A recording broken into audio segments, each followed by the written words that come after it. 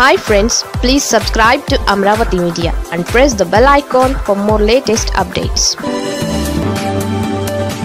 పదవికి వన్నె తెస్తున్న అరుదైన వైసీపీ నేత అన్ని రకాలుగా పతనమవుతున్న వ్యవస్థలో జీవిస్తున్న కాలంలో విలువలు విశ్వసనీయతకు ప్రతీకగా శాసనమండలి చైర్మన్ కొయ్యే మోషన్ రాజు నిలిచారు.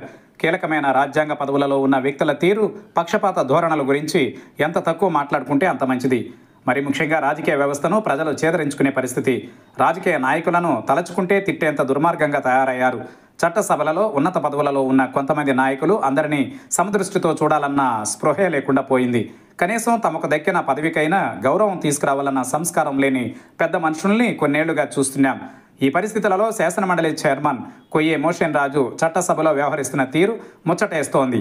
అధికార ప్రతిపక్ష సభ్యులనే వివక్ష లేకుండా సమస్యల ప్రాతిపదికంగా నిబంధనల మేరకు వివక్షకు చోటు లేకుండా వ్యవహరిస్తుండడం ప్రశంసలు అందుకుంటోంది. గవర్నర్ కోటాలో ఎమ్మెల్సీగా ఎంపికైన ఆయన 2021 నవంబర్లో మండలి చైర్మన్గా ఏకగ్రీవంగా ఎన్నికయ్యారు.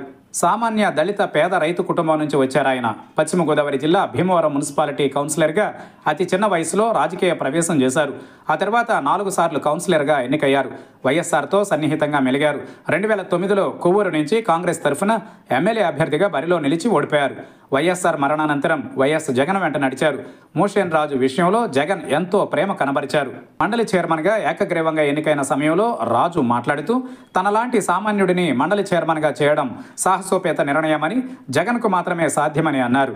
తనపై నమ్మకంతో ఇచ్చిన పదవికి విశ్వాసంతో న్యాయం చేస్తానని అన్నారు. కష్టపడి పనిచేసే తత్వం కలిగిన ఆయన రాజకీయ వివక్ష లేకుండా సభ్యులకు సభలో మాట్లాడే అవకాశం ఇచ్చే తీరు ఆకట్టుకుంటోంది. వైసీపీ నుంచి ఎన్నికైనప్పటికీ ఎక్కడా ఆయన వివాదాస్పదం కాలేదు.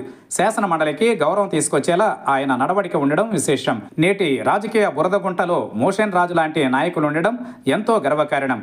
చట్టసభలకు ప్రాతినిధ్యం వహించే నాయకులకు ఆయనో స్ఫూర్తి. నిబంధనలకు విరుద్ధంగా నడుచుకునే వారికి ఆయనో నిప్పు కణిక. చట్టసభలకు నాయకత్వం వహించే వాళ్ళ ప్రవర్తన రోజురోజుకు దిగజారుతున్న పరిస్థితులలో ఆయనపై గౌరవం రెట్టింపు అవుతోంది.